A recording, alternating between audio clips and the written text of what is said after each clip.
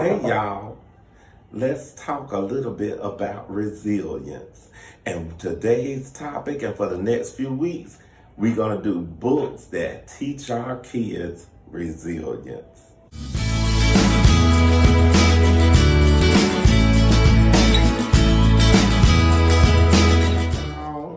And welcome to Denby's Teaching Tips. I was on the phone on Web Talk Radio with Suzanne Harris, and she was talking about the 7 C's of resilience.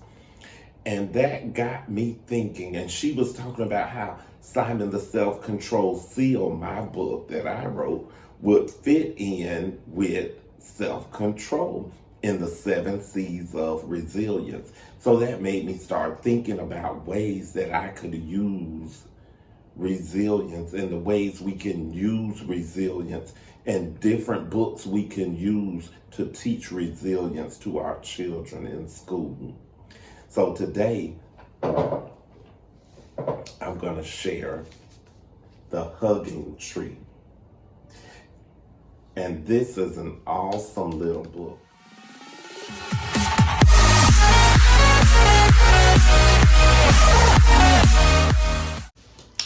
Step 1. Before we even crack open the book, well, we have to crack open the book, but before we even read, I always have the students just take the text. If they have their own book or if we have a classroom set, they take the text and mark any word that they don't know. We don't even read it. We just skim through it. So, but if we don't have a classroom set, I'll put the words on the screen so that they can look at it and we can go through and mark any words that they don't know. If they don't know what the words are, they just raise their hand and say, hey, I don't know what this word is. As we go through, stop, Mr. Demi, what is that word? Mark it. I don't even tell them what it means. I just let them look at the text and see which words they don't know. That's the first step to any reading that I do in my room.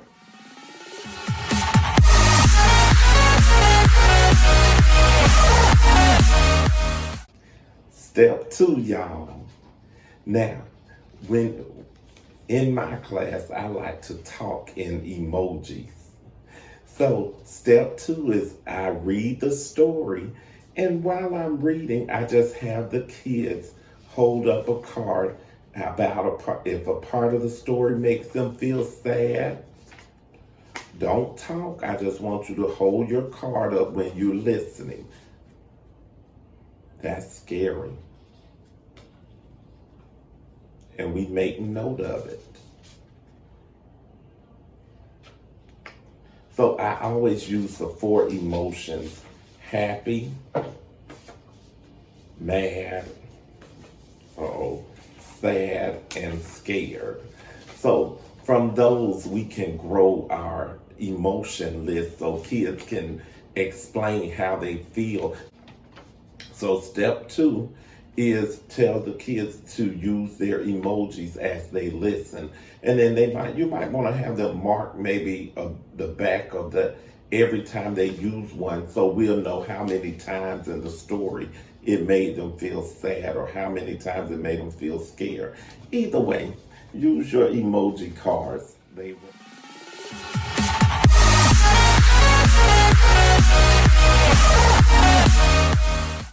In The Hugging Tree, it starts off, the tree is alone on a granite rock where trees shouldn't grow. You know, trees don't normally grow in rocks. Then it finally accepts that, okay, I'm growing here alone, and it starts to flourish. Then things start happening and bad things start happening. And so then the tree is kind of lost. And then in the end, somebody comes to do a nice deed and helps the tree. And it makes the tree flourish again, which is really the story of resilience. That's why it's a story about resilience. But the next part of the lesson, I would take this and divide it into three sections, and let the kids discuss each section. The section where the kid or the tree, I'm sorry, is alone, because a lot of our children are experiencing that in school. They're experiencing being alone and learning to just grow where they are. And so this book will really help them to talk about those feelings, and they can share with each other. So one group would talk about the being alone and flourishing while you're alone. Another group would talk about the bad things that happen in life. And then another group would talk about the somebody coming along to help and being able to receive help when somebody is helping. So, that's something like that. We wouldn't get too deep, because when I taught in the classroom, it was second grade. So we weren't too deep, but we were able to discuss those topics. And so then it tied into the book. And so they read that part of the book. Then they came up and shared with the class. Then another group read the middle part of the book, came up and shared. So then this was all before we all individually read our book, but they had a lot of opportunities to deal with the text.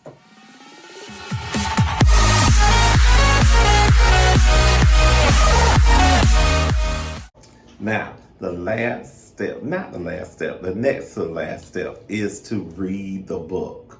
And so I would probably do reading centers where they go around and each child has, their own book to read, and we can read it. So, they read it, and then they do a personal reflection about the book, about how the book makes them feel, or makes them, what comes to mind when you read The Hugging Tree. So the fourth step is to actually read the book personally, and then, they can give their understanding to the book.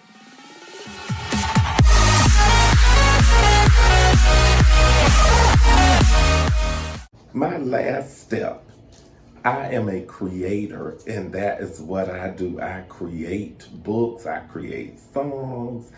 And so my last step for the kids is always to create. What can you create from reading this book? Can you make a poem about your life? Like, can you write a song, or can you draw another book and make another book about something different that you know about? What can you create from reading this book?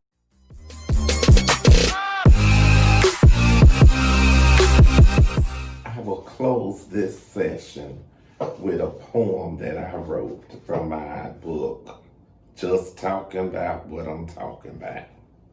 And it's called Grow Where You're Planted. It's about Barack Obama, but you can fit anybody else's name in there if you want to. Anyway, but it kind of goes with this story of resilience, this hugging tree. You may be down and out and living in the mud. People seem to write you off, but they never should. Show them who you are and let their words be recanted. And just like Barack Obama, grow where you're planted. Your situation may seem too hard, your mountain too high to climb. People may leave you broken without a dime. Don't let this stop you, my friend. Your wishes can be granted if you work hard and dig in. Like Barack Obama, grow where you're planted. Have you not heard and have you not known their weapons will not work? Through you people, you boy, and even that one. You just sit and wait with a smirk. because you know in the end the best man will win. And on this you can depend. So fatherless child, grow. Poor child, grow. Child on welfare, grow. Motherless child, grow. Come on up a little higher. Yes, you can. You can do it. Sick child, grow. Child of the ghetto, grow. Homeless child, grow. Don't let anything stop you. Grow in the dirt. Grow in the mud. Grow in the rain. Grow in the snow. Grow on the mountaintop. Grow even in the valley low. Even when you're chopped down, don't let that stop you.